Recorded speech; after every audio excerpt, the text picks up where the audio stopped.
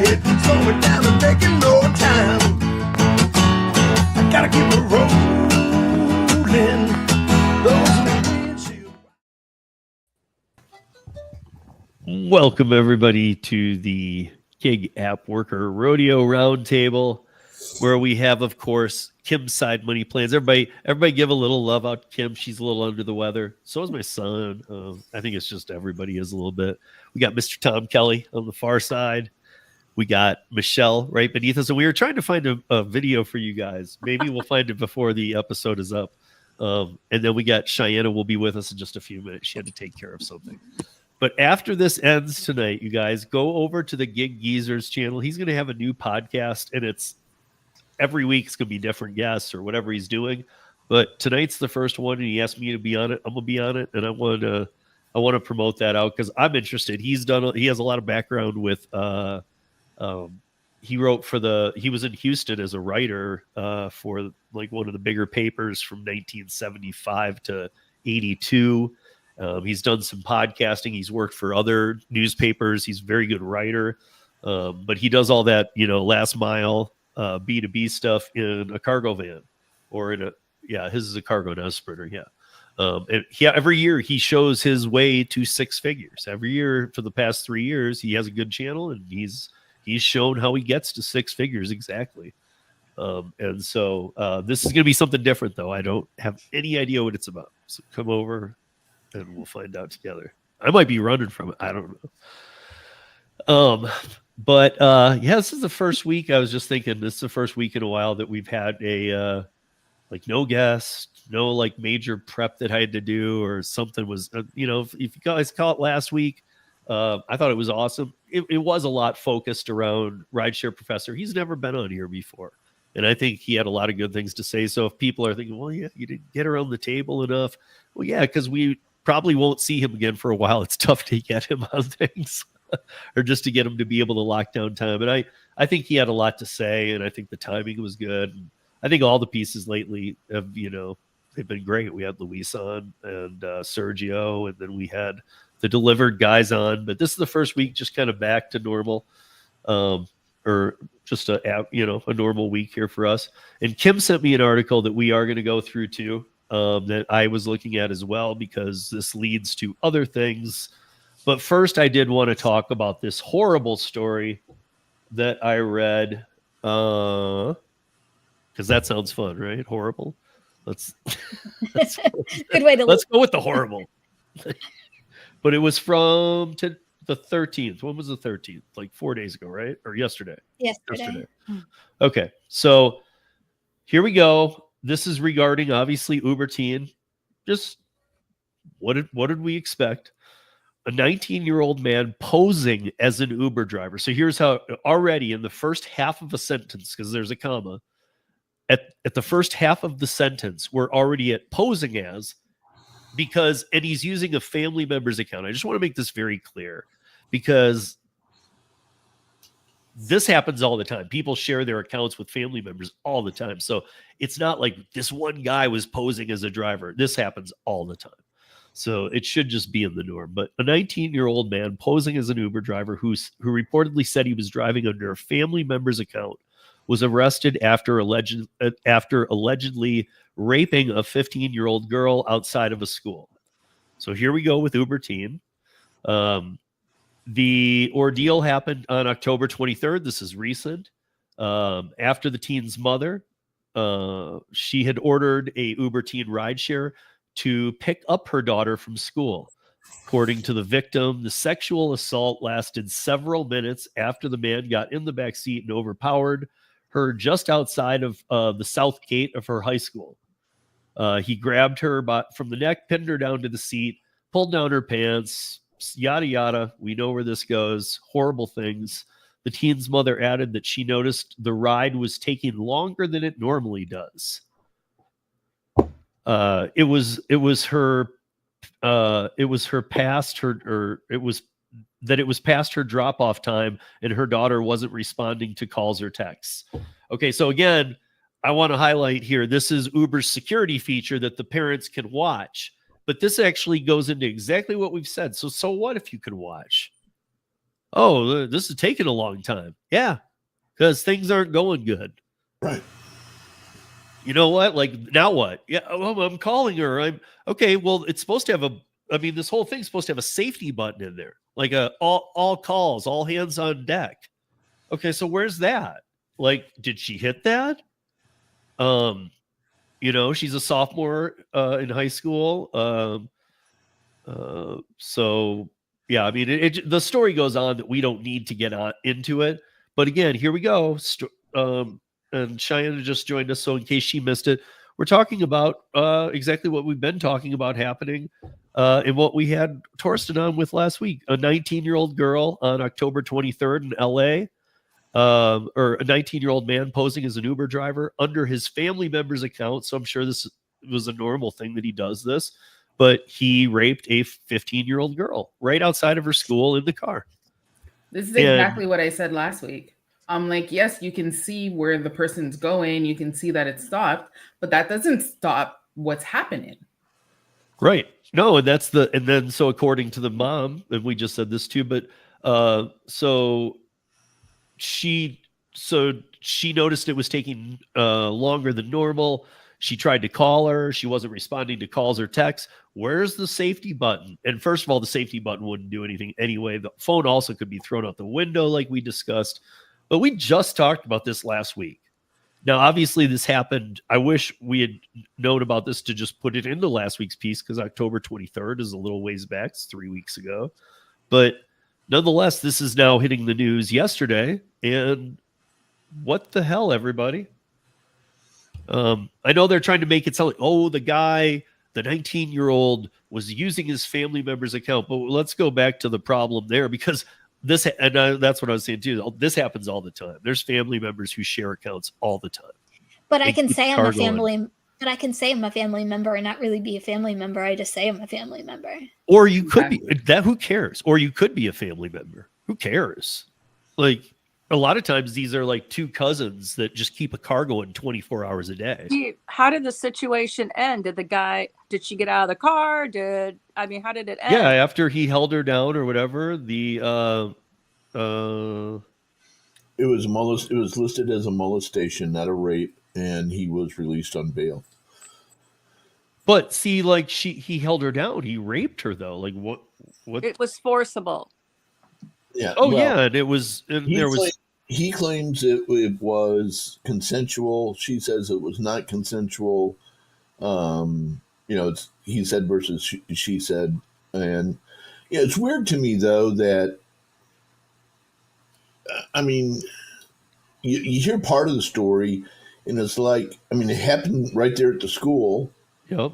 Just down from the entrance, and yet. The daughter said, "No, Mom, that's not the person." He stated he was using his brother's account, and she didn't know his name. But it was somebody on the Uber platform, nonetheless. Let's at least get this part out. Let me finish. Yeah.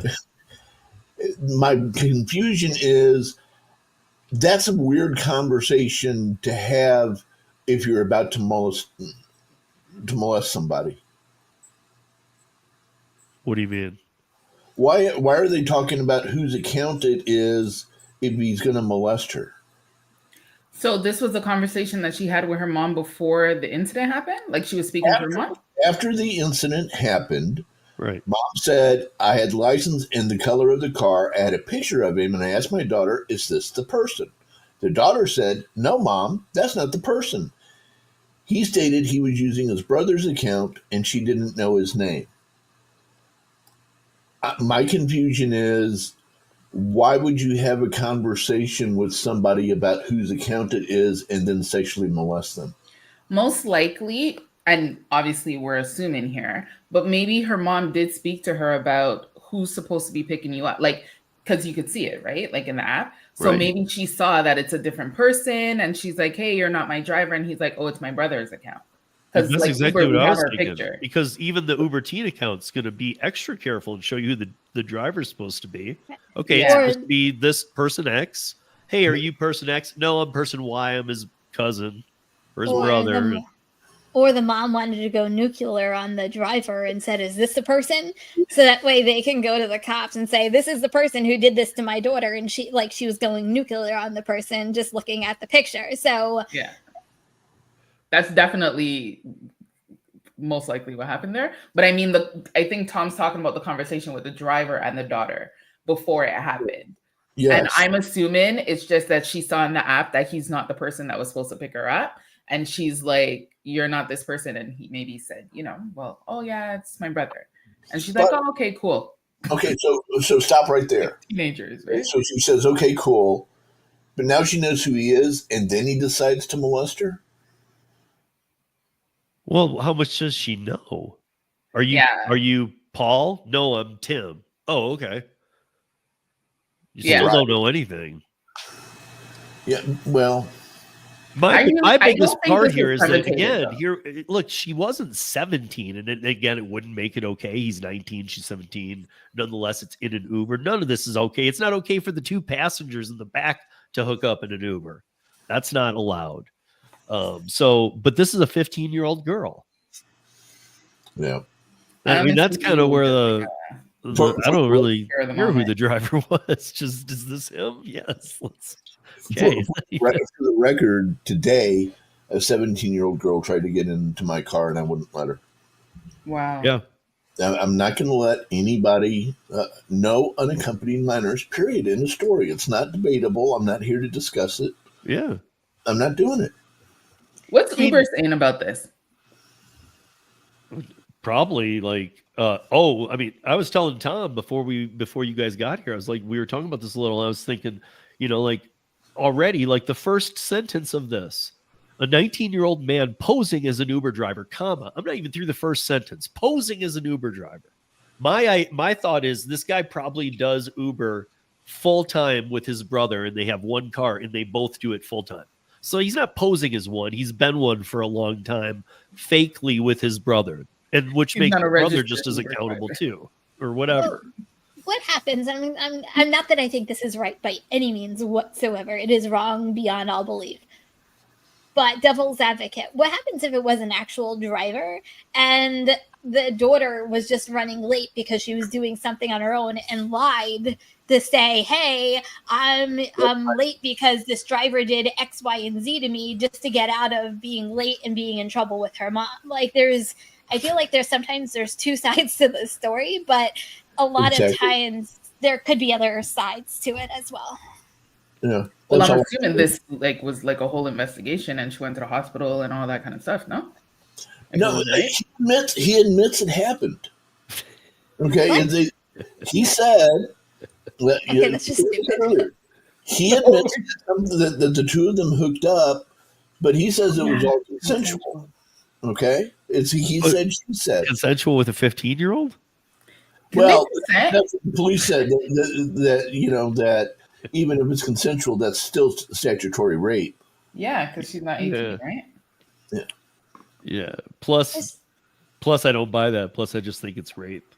But I just want to go back to Steve, what you said and what we've all said before with Uber Teen, is that no matter what, even though they have these safety features, it's not going to prevent something like this from happening. Just because you can track on your phone by a dot, this is where your daughter or son is, doesn't mean that they're safe in the vehicle that they are in just because you can track it on your phone. Safety feature. That's like saying your front door of your house, if left unlocked, is still a safety feature. I mean, Tom, you remember all the years of Driver Nation. You remember us talking about, remember the stupid things they'd come up with? When you get into the back seat of a rideshare, make sure the child safety lock isn't on the door before you shut it. Come on, dude. For real?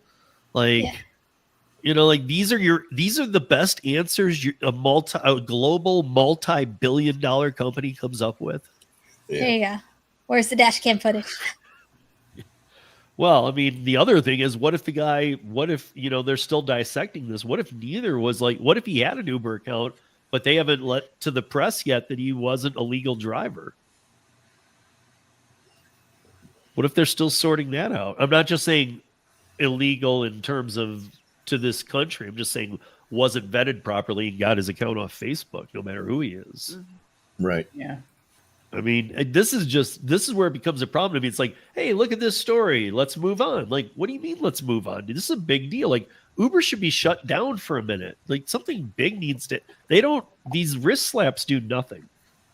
Like, shut them down in LA for a month while this is looked into. This one case.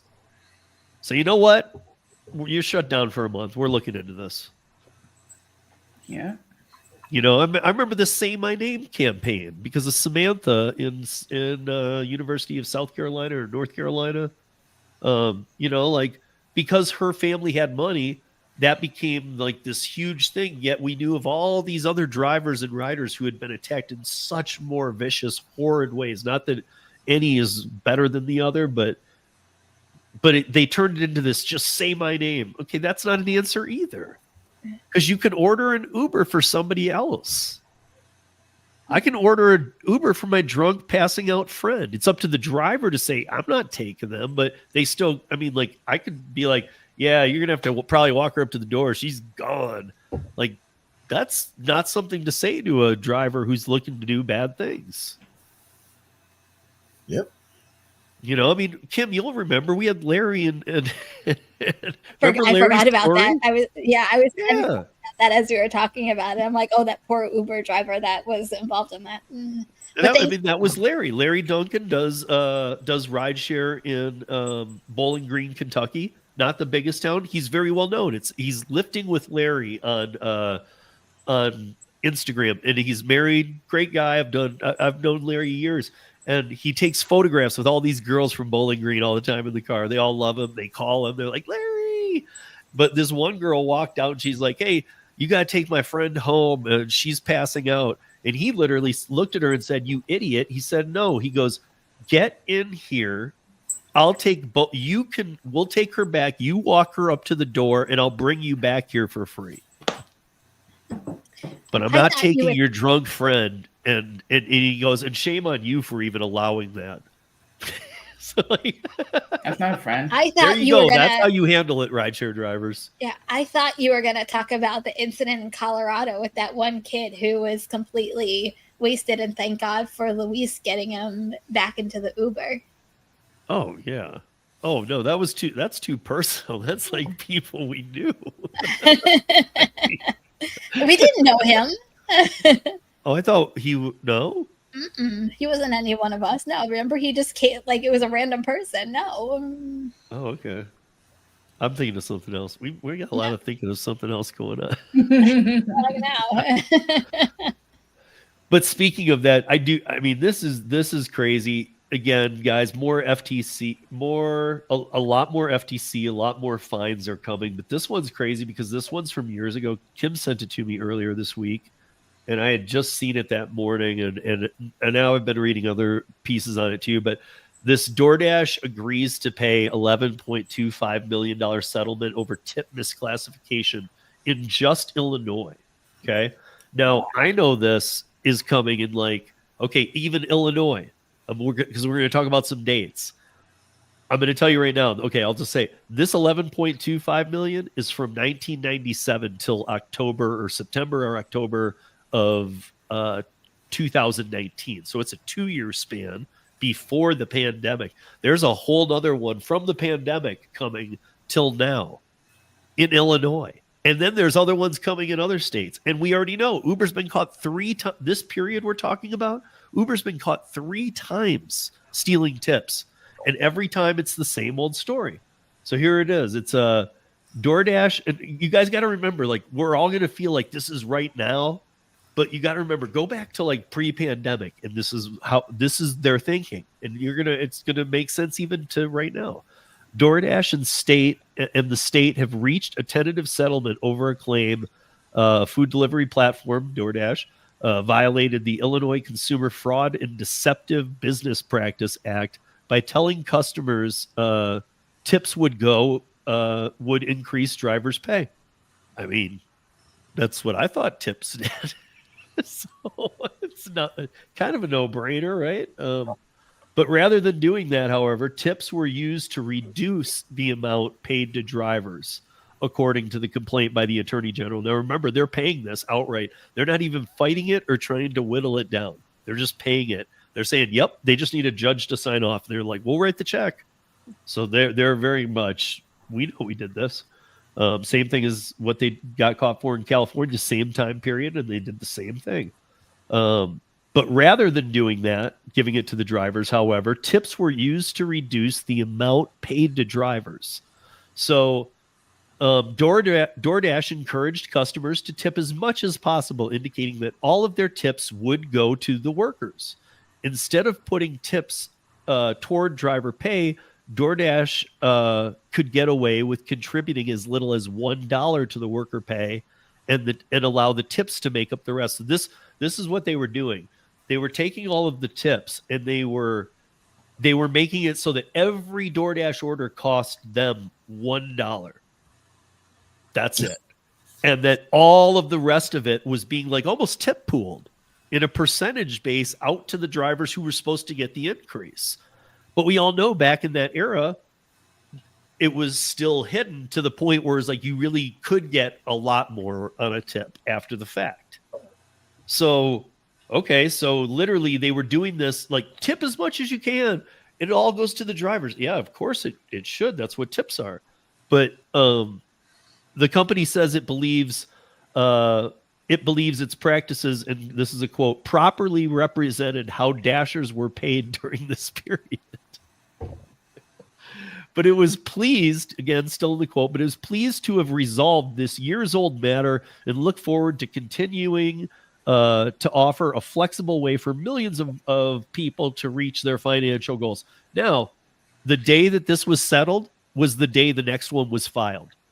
It's like 42 million for the same state. It's a little bit different, but it's about tip stealing. I mean, look, seriously. Everybody says we all say drop in the bucket all the time. Well, 11.25. That's a drop in the bucket. 11.25 for Illinois only from 97 to 99 when the volume wasn't even there. Right. And this only represents 79,000 drivers. So we always, I mean, Tom, even you've said this, and I think we all know this. A lot of times on these class actions, you really don't get anything, but 11.25 million split for 79,000 should actually be something, right? Mm-hmm. I mean, that should actually might be worth cashing that check. I don't know. I'm just saying. But I mean, this is kind of the same thing that like the conversation David and I had with the FTC.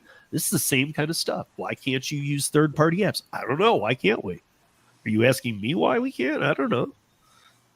Gary's apps, people. Gary'sApps.com.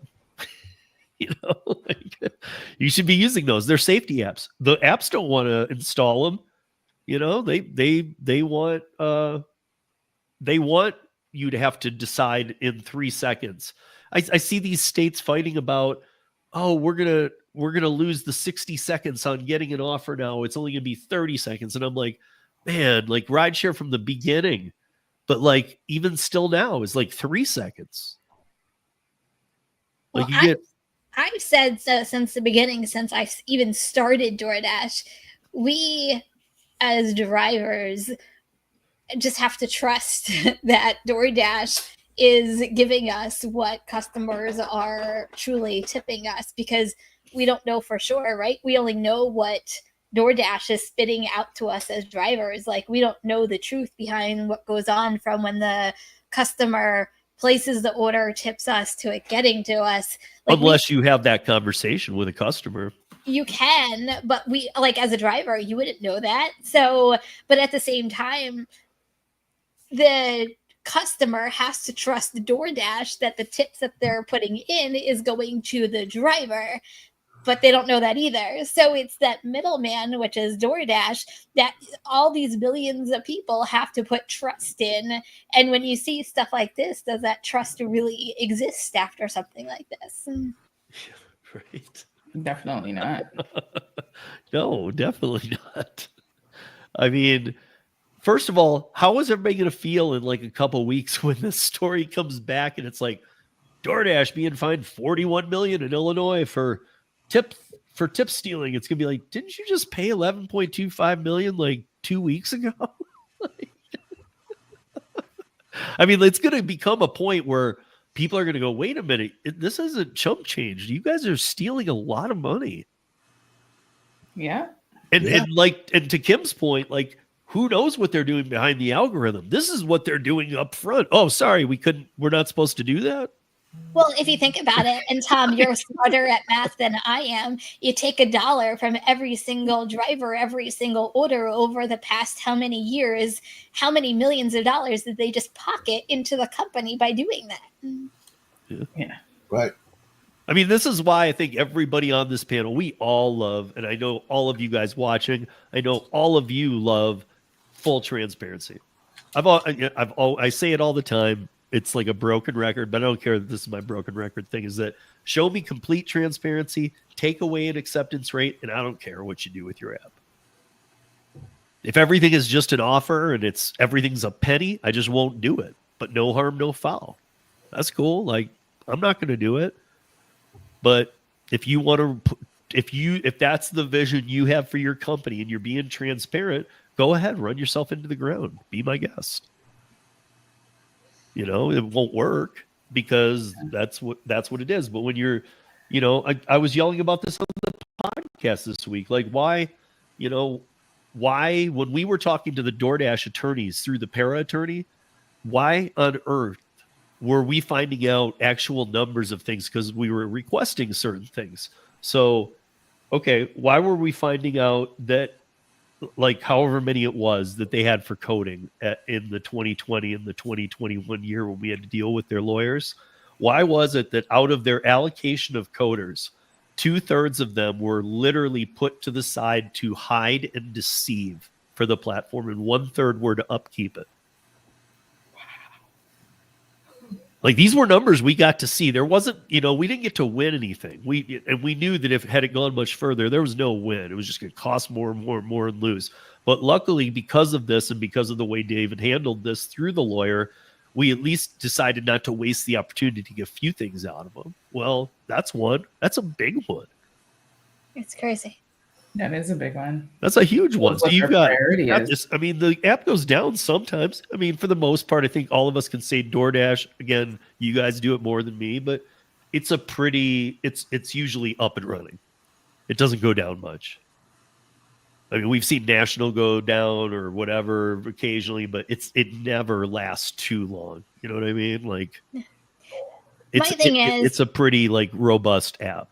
My thing is with this is if they just gave out money, first of all, in the article, they said that this is no admission of any wrongdoing on DoorDash's end, or it's no admission of guilt or something to that effect.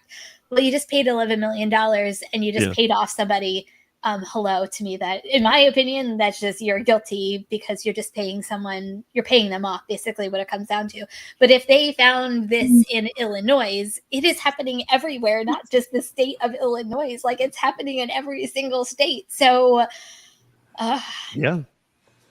And that's what I was telling you guys about, David, in my conversation with the FTC. Listen, this was discussed. Like, these type things, like, you're going to see this. But when you see this, know that in batches, it's going to come out in every state, almost. So, like, let's call it 20. 20 states are going to do this same procedure. That's not a drop in the bucket. Like, too many people say drop in the bucket. These companies are not cash rich forever. No. I mean, I know that everybody thinks too big to fail. They've got all this money, but even Tom and I were talking about an article we probably won't get to tonight, but we were talking about, how does Uber have $841 million to put at Uber Freight right now? Like, they just did. They're like, oh, let's put it in Uber. Like, what? And Tom looked it up. What they have, $5 billion? They got almost $6 billion in cash right now. Yeah. So, but I mean, that's a big chunk of your money. You put it at Uber Freight. Uber Freight is. We were actually making a joke because when we did the podcast that we used to do, Driver Nation, Tom had a story once where, I don't even remember, this was electric, but they were testing electric trucks, and all these investors or something were out at the scene, and they were coming out to see where their money was going to. And when they opened up the truck, there was no engine in it. They were just Like, it was all a lie. Just real quick, Money Man, DoorDash should face criminal charges instead of merely facing a lawsuit. And they will. I know that for a fact from the FTC conversation. They'll be facing, and the RICO case that's being built on Uber Eats will include DoorDash 100%, which is probably why Grubhub sold out this week for 650 million. Grubhub's like, I'm out. Peace. Yeah, they're like, we're better than them, but we're still gonna fall in that RICO crap. Like, it's just, and Grubhub was sold to a company who, when I had the Delivered guy on Wednesday, I did a live with Delivered again, guys. So there were some other answers and clearing ups that we did, but he was saying that I knew they went to a company, Wonder. I honestly, for a minute, thought Wonder Bread. I was like, isn't that Hostess? What's Wonder buying? Why does Wonder want? And he's like, no, Wonder is a company that competes with, is it Just Eat takeaway in Europe? Mm-hmm. Yeah, that owns DoorDash and stuff. So he was saying, no, they compete with them over there pretty heavily. So, wait, so we're getting a company that doesn't really know how to operate in the United States? Is that what's happening? Well, we already had one, Grubhub. Well, yeah, even under Amazon, one. They couldn't make any money. Well, no, I think the thought is let's buy the Grubhub database, which is the United States. Yeah, let's own it and just start getting our footprint in a little more. So I don't know. I thought it was very strange. And by the way, before I move on, for those of you that have stuck with us and are here right now and do Delivered, I'm gonna give you one hint of something that came out of the interview Wednesday. And it's something good that all of you should know. You know how we're supposed to go in, and every time we get an offer, we get it for 5 minutes, right? It comes into your phone. It's yours for 5 minutes. You look at it. You can open it. You're not in a rush. You can look through it. You can think about it. Does this make sense with my day tomorrow or today or whatever it's for? Do I want this? All the details are there. But we were told you got to accept or you got to decline it. You have to. Otherwise, it affects your performance score that gets you to Emerald. We actually fully dismissed that because on the first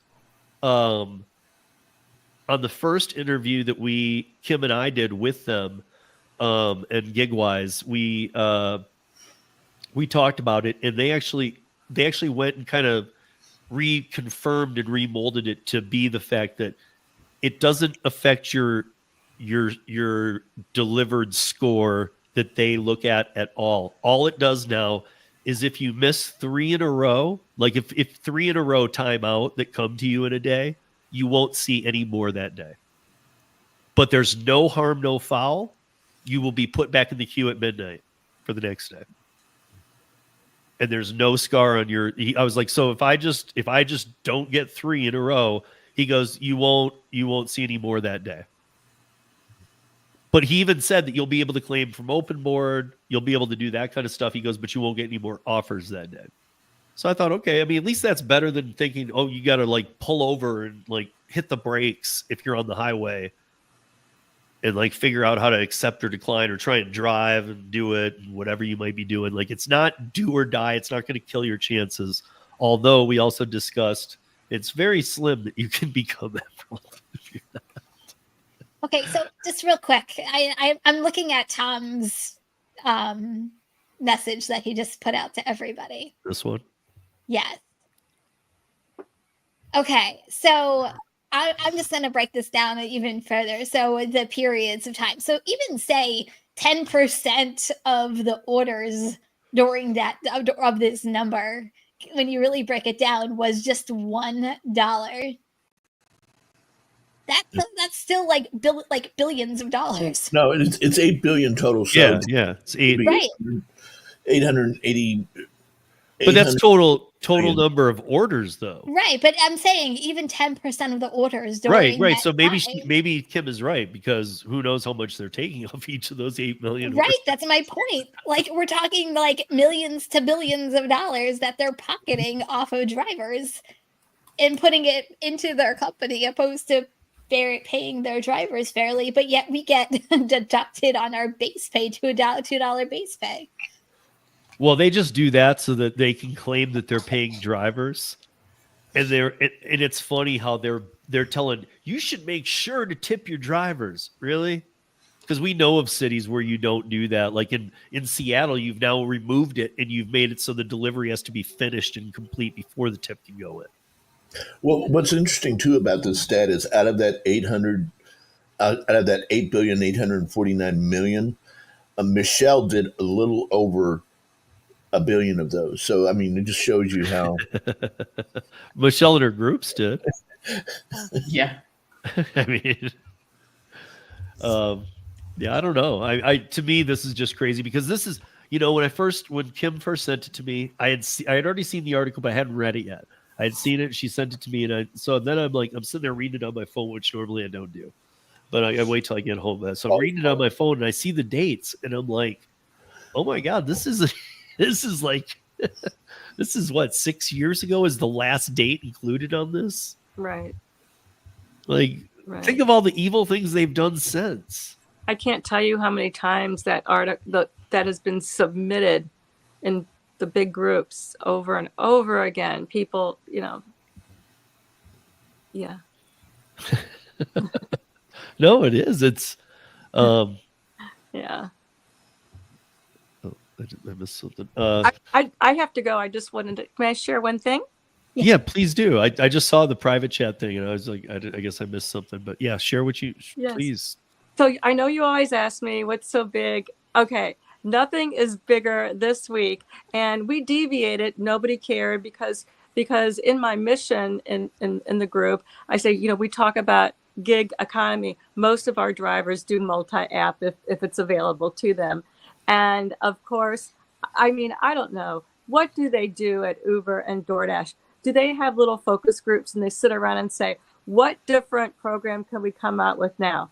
And this week, Uber comes out with, would you like to pick up Christmas trees?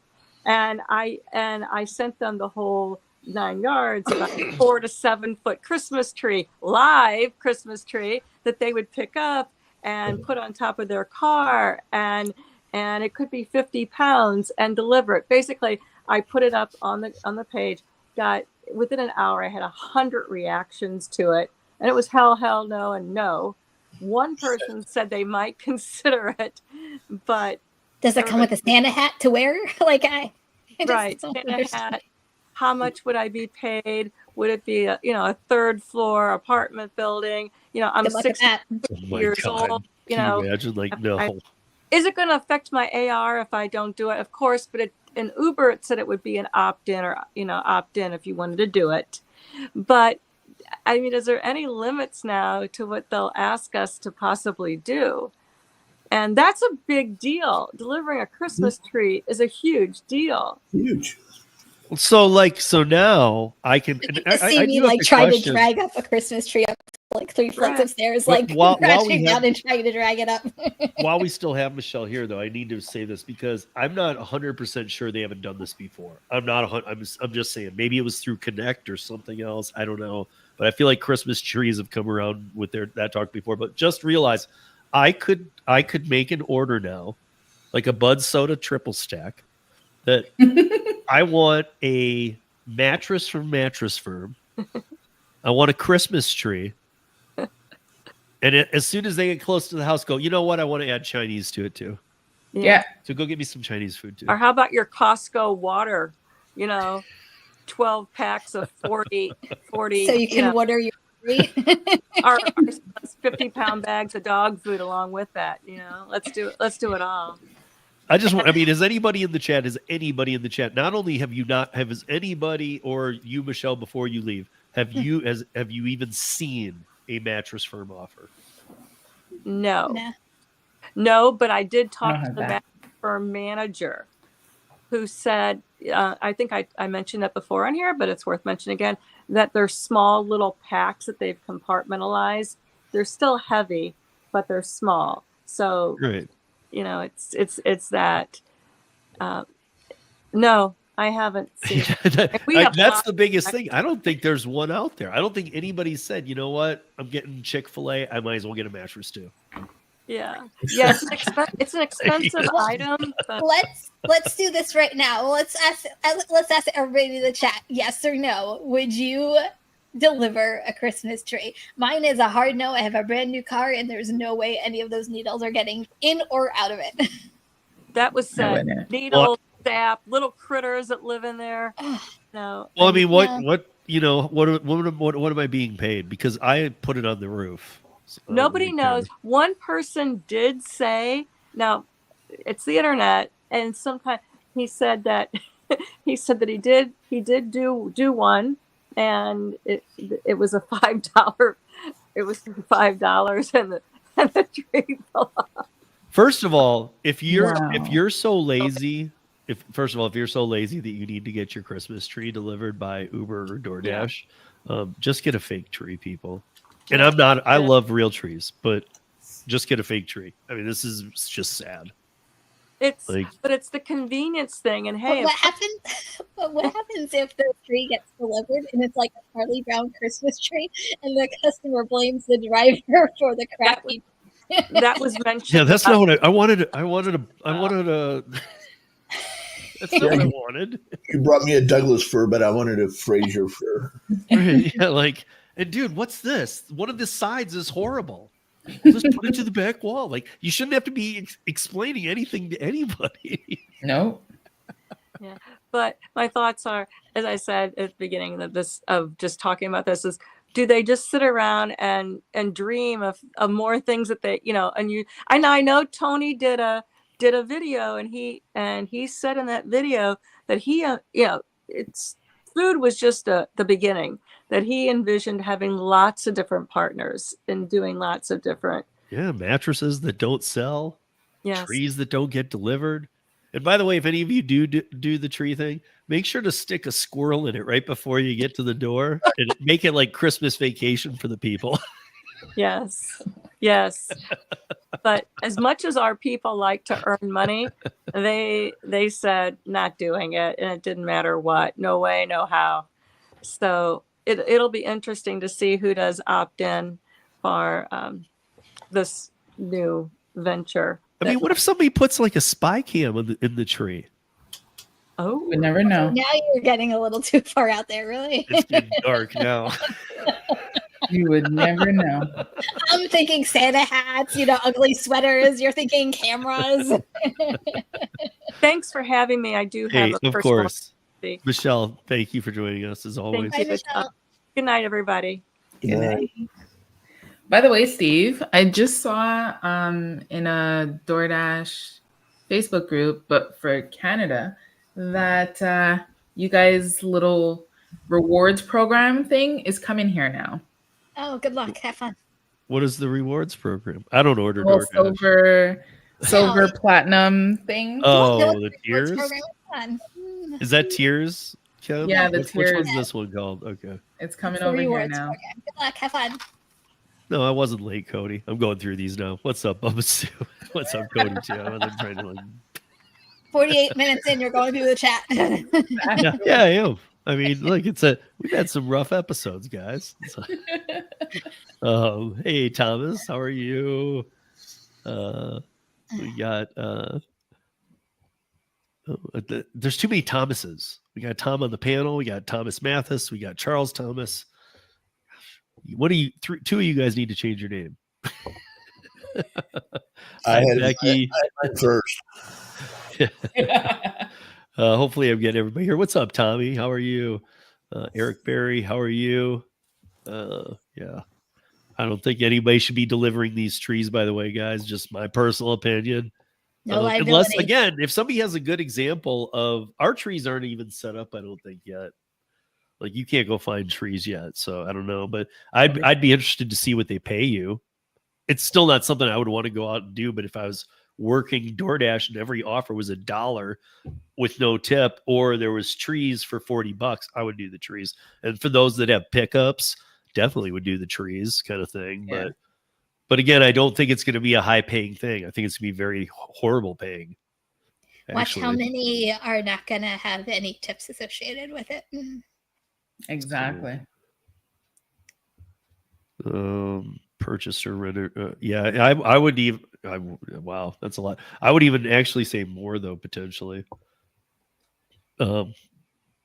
If you guys know Van, I always forget his handle. Something easy. DoorDash. What is it?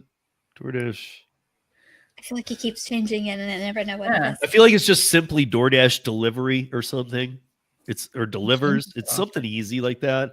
But if you guys know Van, he just put out a video on my market. Van lives here. Van and I know each other very well.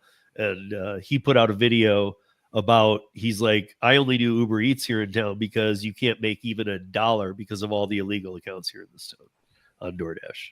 So DoorDash is much easier to entry here in our market anyway, in Denver. I can't speak for other markets, but here it's much easier to run an illegal account on DoorDash.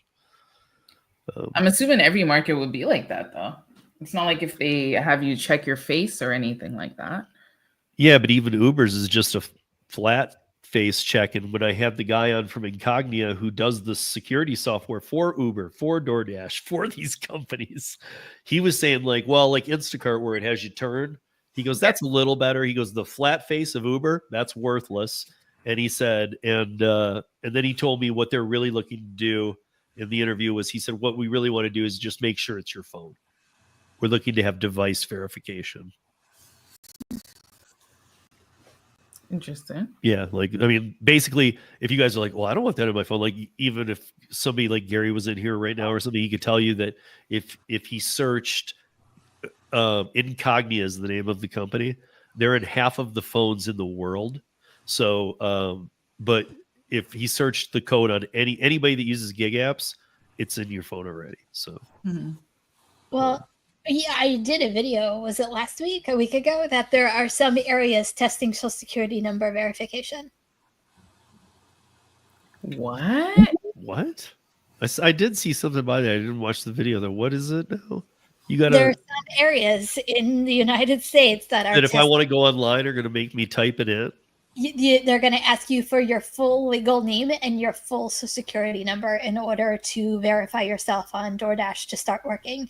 And you can't bypass it. You have to do it in order to work the DoorDash app. Wow. Check my share. What? I'm like, well, clearly you didn't. Clearly you didn't watch my video. I don't have a red car. I'm just trying to get in front of it for you, buddy, because I know you're going to want to do this. Dude, I would tie that. You know what? Everybody's car would be tied down like a dead deer on the front of my hood. I wouldn't do it the normal way. I'd have that thing wrapped and kind of wrecked. I'd get it to you, it'd be destroyed. Mud on it. I'd drag it through the sludge. That's too funny. Oh, Kim, I had a question for you actually about Instacart. So I had an order on the weekend because obviously I'm not going to ask Steve. I had an order on the weekend, awesome. And there was like a cat litter in it for like 50 pounds. I didn't even notice that it didn't say heavy pay. And then at the end, you know, when they tell you like, oh, this order didn't qualify for heavy pay. Here are all the items that don't qualify for heavy pay. Well, wait, you look confused. You don't have that? No, I'm listening to the heavy pay. I'm confused on why you didn't get heavy pay. Exactly, for a 50-pound box of cat litter. So then I contacted them, and just in case anybody ever goes through this situation, the first guy was completely useless. He's like, oh, I can't add it myself. The system won't allow it. And they actually tell you in the help section that no one can add it. So I'm like, whatever, I need a supervisor. Spoke to the supervisor, and they're like, yeah, that's unfortunate that you're going through that. And they gave $2. $2. That's it. So now I'm wondering, because you remember back in the day, they were saying, oh, if you contact Instacart for heavy pay, your account might get flagged and you can potentially get deactivated. I'm wondering if this is their way to say, you know what, no more like pay bumps, or, you know, when they used to give us like $10 when they did something wrong. And now they're just like, okay, $2 after you speak to a supervisor. It wouldn't surprise me because I think a lot of these, not just Instacart, I think a lot of these companies are doing away with all their extras. Like Uber Eats did away with the $3 pay if your order is canceled or stuff like that. Like that's done. I forget what I did on DoorDash the other day, and I'm like, oh, they canceled the order, and I was like actually at the restaurant, and there was nothing. Like there was no pay whatsoever there either. So I feel like a lot of these companies are cutting back on stuff that they used to give drivers, even though we're in the right. That's crazy. I just couldn't believe it. I was like 50-pound box of cat litter. How is there no heavy pay? And then they just gave $2. So I need to hit this one up. So if you're being serious, Eric, I don't know if you're in Illinois. If you are, actually, that's a good question. I don't know what, but I guarantee you they're not going to come knocking down your door. Like even the company that's collecting the money gets to keep it after a certain point. So we should figure out for all of you how we do this. Because if you do live in Illinois, and probably soon other states, but I'm sure that there is some specific thing you have to contact.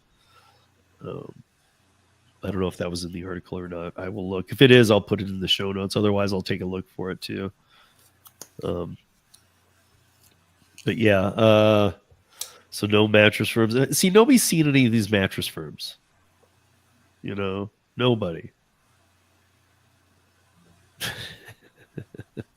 What's the average person who actually buys from mattress firm? You know what I'm saying? Like, I don't even honestly know how they're still in business. At least by me, like I never see them packed with people or Like I feel like a mattress is a very longevity thing that like it takes years for you to buy another one. So it's not like I have to go buy a carton of milk. Like maybe their idea was like, hey, this is the only way we can compete on like the purple type mattresses. I think that was what Michelle said by compartmentalized. She meant like the rectangular boxes. They still weigh about 100 pounds or plus, but you got to throw that thing over your shoulder.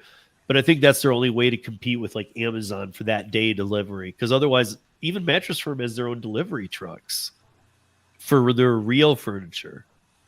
Not that a purple mattress isn't awesome. I don't have one. You guys have heard they're great. I don't know much about them. They're expensive. I know that for a thing that comes in a box, and when you unwrap it, it inflates and becomes your mattress. Oops. Yeah. So, I don't know. I really don't. I do know Tom put something up here. What is this? Oh, no, that's nothing. Sorry. I forgot to put sharing. Looked like a summons for court. No, but I did get picked for jury duty. Yay me! Fun times. I did too, but like I've said before, I don't know if you guys have seen the movie. It's an old movie. God, I'm going to date myself here, but it's got John. It's like one of John Cusack's first one. I can't even remember, but I remember the scene in the beginning with the mailman. He's like walking down the road listening to Zeppelin or something. He's just dropping mail over his shoulder as he's going. He's just like such a mess. I got one for jury duty too, but it said that it was 2 weeks prior, the day I opened it. Like my mailman is the worst. So did you miss it? Yeah, it doesn't matter if you miss it here. Oh, okay. They don't care. They're just like, okay, move on to the next people. You're supposed to call. You can call and get out of it all the time. Really? Yeah. It has a number on there. Like if you can't do these dates or, because they really don't want the people coming in who are just going to go, okay, well, what do you want to not hear so that I can't be on this? I was almost on a jury like a week before a pandemic and I got like dismissed. It was down to like the last like 25 people. And I'm like, oh, thank God. Yeah. Yeah, I mean, here's Cody saying the same thing. He needs one, and he's like, he's not going to go there. And if you did go to Mattress Firm, you're not going to get it through DoorDash. Fact. You're going to go look at Mattress Firm, and you're going to compare to Amazon in there, not online pricing, and then go DoorDash. Just get it for me and get me some chicken on the way too. There are certain things in life that I understand ordering online. I'm not, at least for me, I'm not going to buy a mattress that I haven't like felt it, pressed on it, and gone too soft, too hard, whatever I do or don't like about it. I mean, I don't understand how anybody would just, yeah, okay, order online. Well, I mean, I don't know.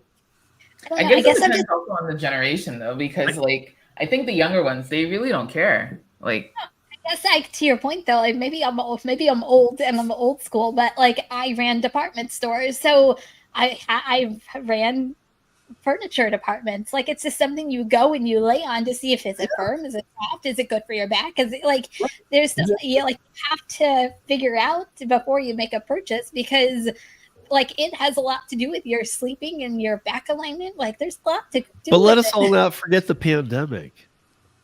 If you wanted a mattress in the pandemic, you had to get the box thing on Amazon. But were you worried about a mattress during the pandemic? I don't know. People were getting pandemic checks. So they're like, dude, finally I can get that new mattress. Oh, wait, I can't go anywhere. I guess I'll just get one of these purple box things. I guarantee you there's a spike in those box mattress sales when the pandemic hit. Well, there was that. It's like a movable couch thing for children. I don't remember what it was called, but it was super popular during the pandemic because people were like, our children are home, and it's huge. Like it takes up a lot of space, but they could put it like a triangle and then have a part that's like laying down, so they can make like an obstacle course with it. It was huge. Like every mommy group was talking about it. It was back ordered and everything, and it came in a box. Yeah. So, I mean, the pandemic changed a lot of businesses overnight. Like it did. I mean, the 3M was sitting around going, how are you ever going to get rid of these masks? And then the pandemic hit, and there's like, oh my God, we sold out.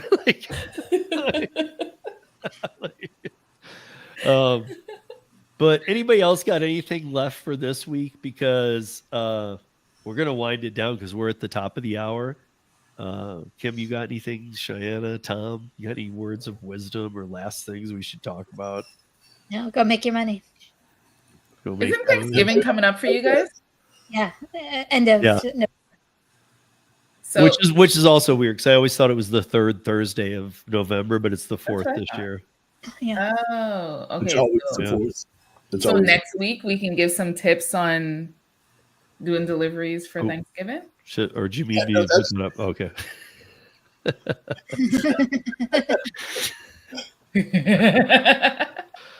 Yeah, I mean, if you guys do deliver a tree and you can't put a real squirrel in it, because you're just like, how would I do that? Well, find a dead one and shove it in there. Gosh, no. We'll teach them a lesson. I've got plenty. You guys know I put these videos together just like that. I've got plenty of shooting the squirrel videos that are really pretty funny. So, yeah. Or put a little camera in it, even a fake one. Just put it in the tree that doesn't even have anything connected, just to scare them. Like, dude, what's that lens? I'm just saying, nobody should be ordering their tree off DoorDash. If you are, exercise, walk to your front door and back and think it through. Or get a fake tree. I mean, I don't know. I really don't have anything to say on that.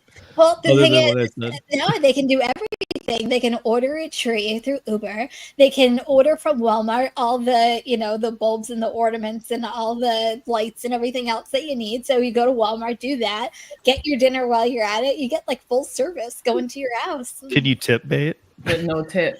Imagine.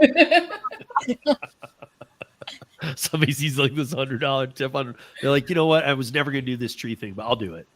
They do it on Uber. They get like $3. Oh my goodness, that would be bad. That would be really bad. What about New York City? All the people who do like scooters and bikes, how would they do it there? I'm assuming it's not on their account. Like they wouldn't get those orders. Maybe they could let the 75% of the rideshare drivers they laid off do those.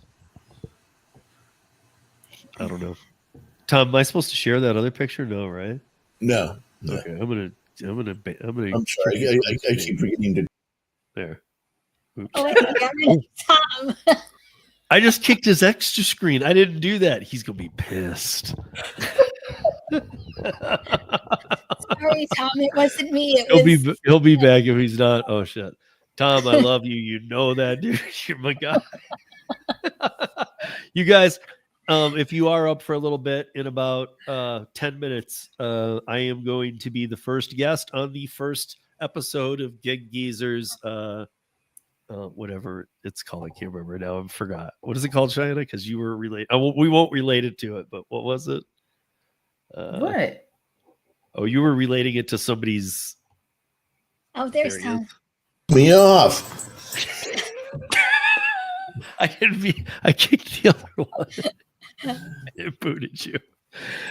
But you guys go over to Geezer's channel. It starts here just shortly. It's his podcast. He's going to start it weekly now. He has a lot of background in news and all that stuff. He's been on here before with us. He's been on Last Mile with me. Good guy, and he definitely has a knack for this kind of stuff. So it'll be interesting. So come over and check it out. But that said, everybody, thank you for joining us this week. It was fun to have just kind of a lighthearted one. But it did suck to have to start off with the same thing we ended with last week, which is Uber Teen. And if you look, I don't care if I don't ever try and say just don't do this, but on this one, I've always been an advocate for it. So just don't do it. Don't allow your kids in it. Don't drive them. Don't do anything. Don't touch this thing. It is toxic as hell. And even if they did, it wouldn't matter. Just don't do it. They don't have your back anyway. They're going to dump you. You're going to be, if you get in any kind of situation, you're going to be screwed for the rest of your life. And I don't think I'm over dramatizing. So with that said, that's a wrap for the week. Thank you all for joining us tonight, or on the replay or on the audio podcast. And until next Thursday, be safe, earn smart, and Kim. Kindness is always free. Always. Good night, guys. Good night. Snapping out the tempo, playing perfect rhythm with the song on the radio.